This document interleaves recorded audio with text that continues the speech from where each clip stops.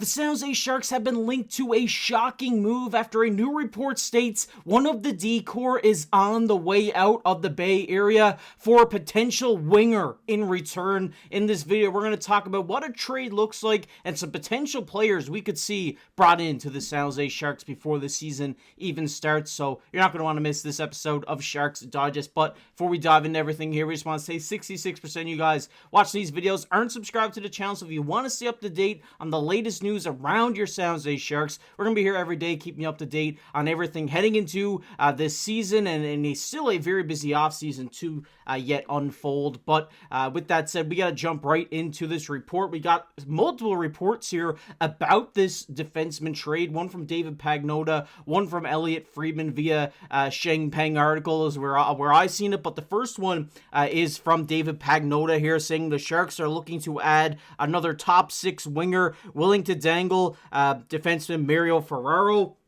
I think this is something we've been heard talks about all last season going into the trade deadline, was that Mario Ferraro had the potential to be moved out of San Jose at the deadline, and obviously he stayed there. I like his game. I think he's very good for the young defenseman that they do got coming up, and I think he's one of the best, two-way, leaning more defensive defenseman type guys in today's game, and I think a contending team could really use him. I would hate to see him go because he's such a good player, such a likable guy as well. In all of his interviews and stuff, always says has some great comments to say about the fans, about the Bay Area, about playing in San Jose. So it would hurt to see him go that way. But in a potential return where you're getting maybe a younger winger that has that top six potential, maybe playing middle six at the start, is where I'm thinking this is going. I think it is worth it. I think it's, you kind of bite the bullet and you're like, that sucks, but we're getting,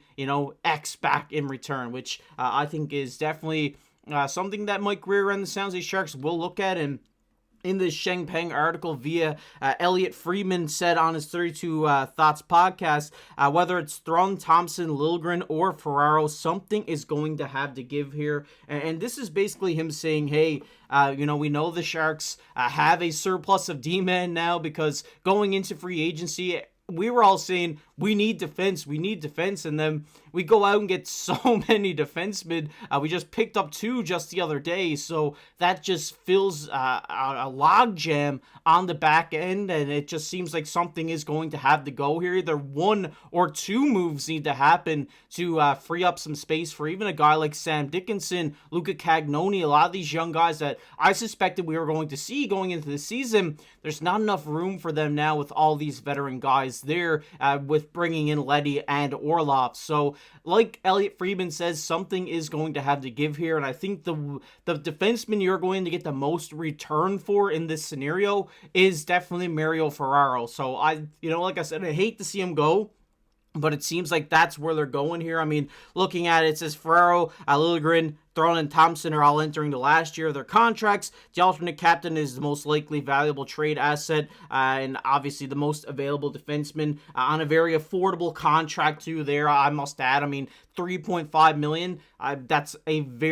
He's very serviceable to a lot of these playoffs teams that are cap strapped right now. So I really like this. I think it's going to happen. Will it happen, before the season starts?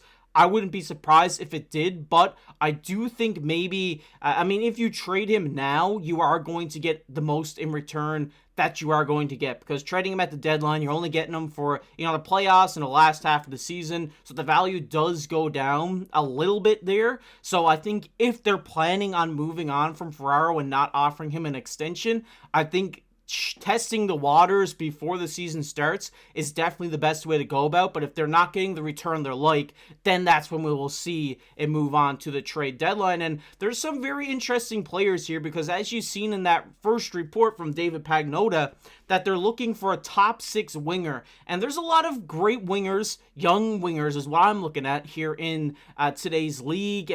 But the way I wanted to go with this video is the RFAs that haven't signed yet. I think these are definitely the options that Mike Grier will be looking at. It's like, hey, we got a 22, 23-year-old guy who hasn't signed an extension with his team. Maybe we can ship out Ferraro, take some cap, off the playoff team, wherever this player is, and then you go on like that and you get a young 23, 22-year-old guy with a lot of promise in this league. And the first guy I did want to talk about here today is from the Toronto Maple Leafs, and that is Nicholas Robertson. He's a guy who never really got a fair shake in Toronto, in my opinion. I think he has all the potential to be a 30, 40 goal scorer in this league. His shot is one of the best in the league. I think we've heard that from Austin Matthews say, this guy has a better shot than I do. So you see him last season getting into 69 games. He did play more games last year than he has in previous years because, the old coach Sheldon Keefe and him didn't really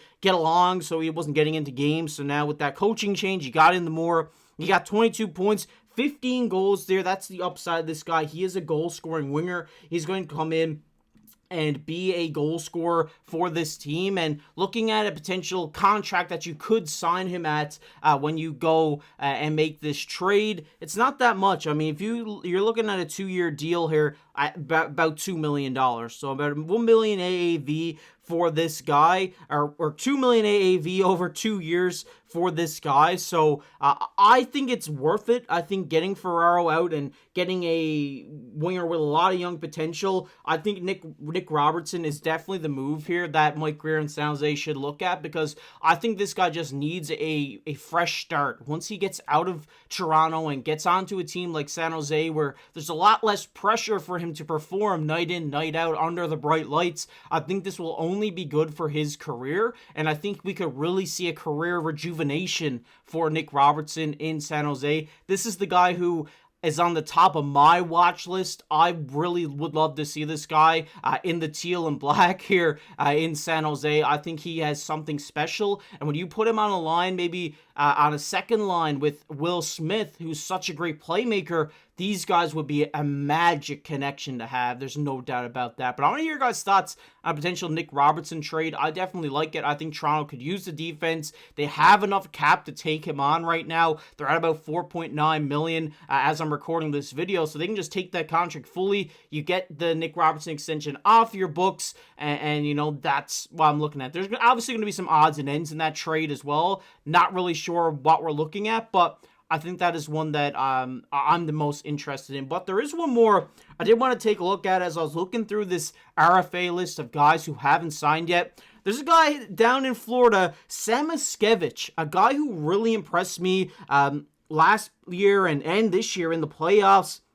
Having a great year down in Florida, 31 points, 15 goals, 16 assists, all-around guy, great goal scorer. He's great at playmaking as well, and he's just an all-around kind of winger, and that's what you need. He's only 22. He'll be 23 this season. I like this guy, and the problem is, you're probably saying, why is Florida going to give up on a guy like Samoskevich, a guy who you're getting a lot of point production out of in that bottom six on such a stacked team? But right now, Florida is $2.9 million over the salary cap, and they still need to offer this guy a contract. So it only makes sense for Florida to maybe move some cap out with Samoskevich in a trade that brings maybe Mario Ferraro to their team to bolster that defense even more than what it already is.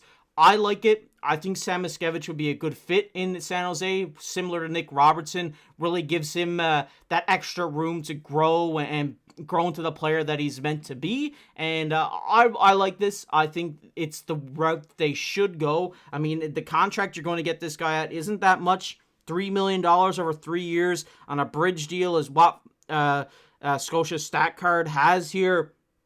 You could even lock him up long-term for about 5. So I like it. I think personally, if it's me, I'm looking at the Nick Robertson deal and I'm taking that. Even though there's more point production coming out of a guy like Samoskevich, I think that Nick Robertson and his goal-scoring ability would really pair well with the great playmakers that are already on this San Jose team. But I want to hear your guys' thoughts down below in the comment section. Who are you going out to trade? Are you trading for one of these RFAs? Are you trading for somebody else? Love to hear your guys' thoughts down below in the comment section. But as always, I've been your host, Casey. We'll catch you in the next one.